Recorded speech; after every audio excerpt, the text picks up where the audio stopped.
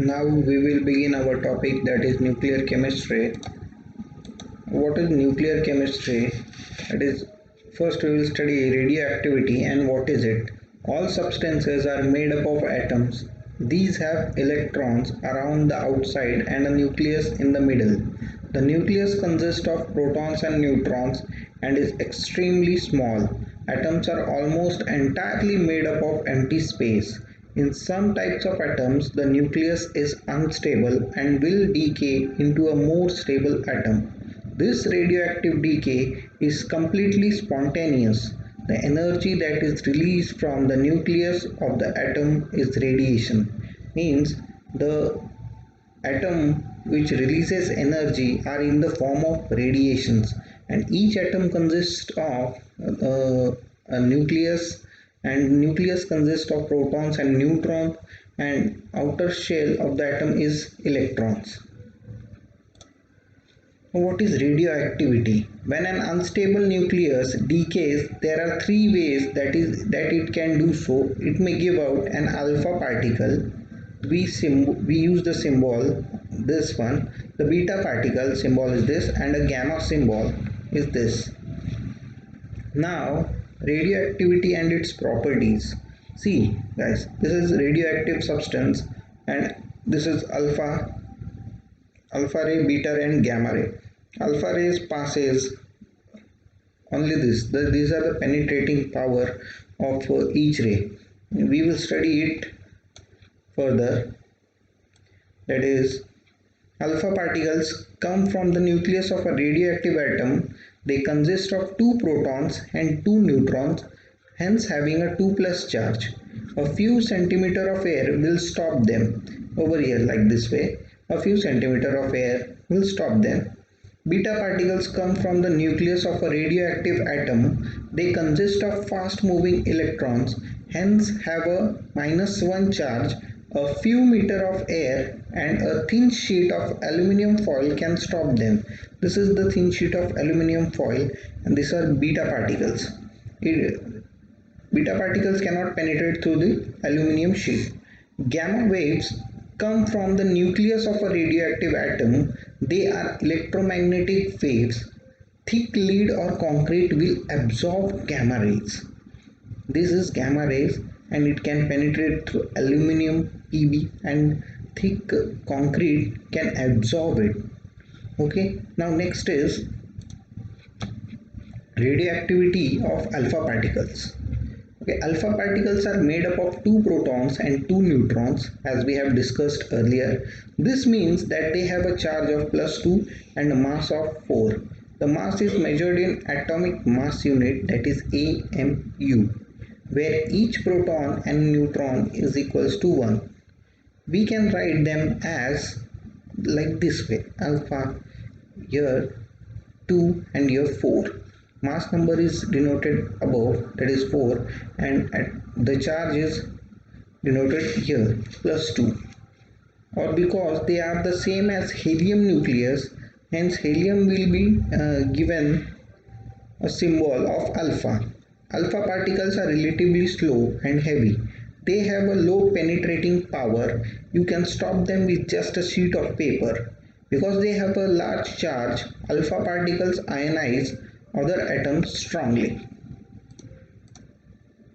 Radioactivity of beta particles. Beta particles have a charge of -1 and a mass of about 1 to 200th of a proton. This means that beta particles are the same as an electron. We can write them as beta negative, or because they are the same as an electron, electron negative, written in isotope notation as beta is not denoted like this. They are fast and light. Beta particles have a medium penetrating power. They are stopped by sheet of aluminium or plastics. Beta particle ionize atoms that they pass, but not as strongly as alpha particles do. This is a beta particle. Now, radioactivity of gamma waves. Gamma rays are waves, not particles. This means that they have no mass and no charge. So we sometimes write them as like this. Gamma rays have a high penetrating power. It takes a thick sheet of metal such as lead or concrete to reduce them significantly. Gamma rays do not directly ionize other atoms, although they may cause atoms to emit other particles which will then cause ionization. We don't find pure gamma sources. Gamma rays are emitted alongside alpha or beta particles. Strictly speaking, gamma emissions isn't radioactive decay because it does not change the state of the nucleus. It just carries away some energy. Gamma ray particle, not a particle, it's a burst of energy.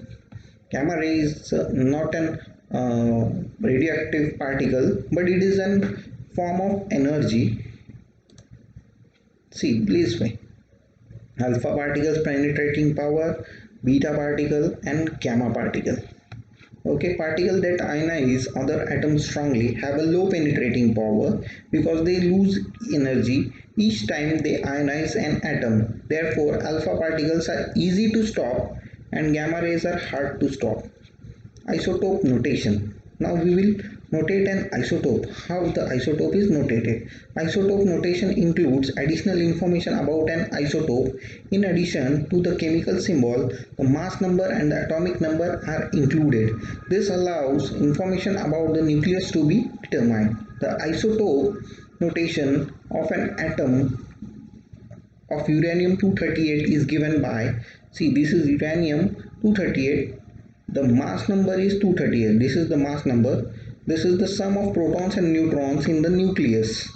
Okay, the atomic number is denoted below. This is the quantity of protons in the atoms. This is the quantity of the proton in the atoms. It also leads to the chemical symbol for the isotope. The chemical symbol U is obtained from the name or by looking up the atomic number of the periodic table. Now, nuclear decay reactions. We will study the nuclear decay reactions. Some elements are naturally unstable. They tend to undergo alpha decay or beta decay to become more stable. They may take several steps in order to achieve this. Thus, we observe decay chains, also known as the series decay, for most radioactive elements. For example, it takes uranium-238 14 steps of alpha and beta decay to become completely stable. Identifying alpha and beta decay reactions.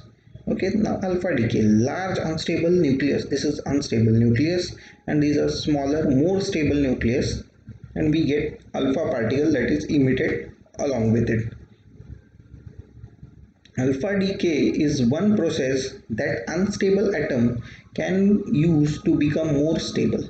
During alpha decay, an atom nucleus sheds two protons and two neutrons in a packet that scientists call an alpha particle. Since an atom loses two protons during alpha decay, it changes from one element to another. For example, after undergoing alpha decay, an atom of uranium with 92 protons becomes an atom of thorium with 90 protons. The reaction above would be written as, this is uranium 238 and 92. Okay, now when alpha decay is started, it gives 234 thorium and 90, that is an alpha particle, that is helium 4 of 2 is obtained. Now beta decay. During beta decay, a neutron turns into a proton and an electron. The electron is emitted and is called beta particle. This reaction would be written as, this is H31 and helium 32 plus, and this beta electron is given out as we see the beta electron over here. Now this is the radioactive decay series of some of the elements. This is uranium 238 by 92. When it is alpha decay, it gives thorium, and then again when it is beta decay, it is gives palladium, and again when it is beta decay, it gives uranium 234 by 92, and it gives thorium. This is the series of radioactive decay series. These are the mass numbers and these are the atomic numbers. Okay, Now balancing nuclear decay reaction, this is the examples which you have to solve and just comment me which reaction we will get or which product we will get. Okay, and you have to specify that it is alpha decay or a beta decay.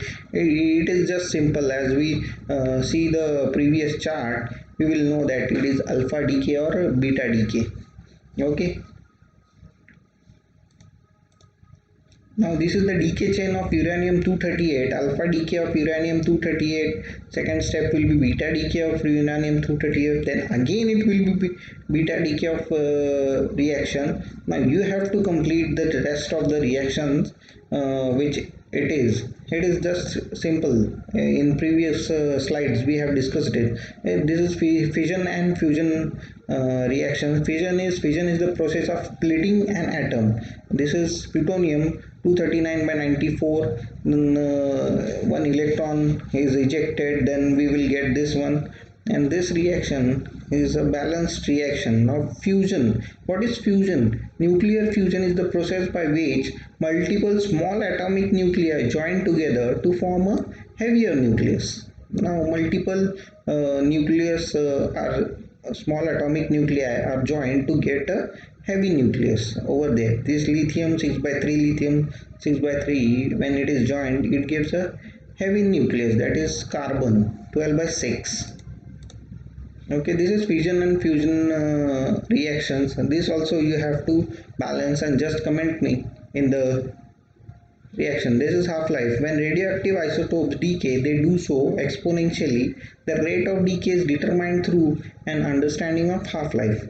Half-life is the amount of time it takes for half of the atoms of an unstable isotope to decay.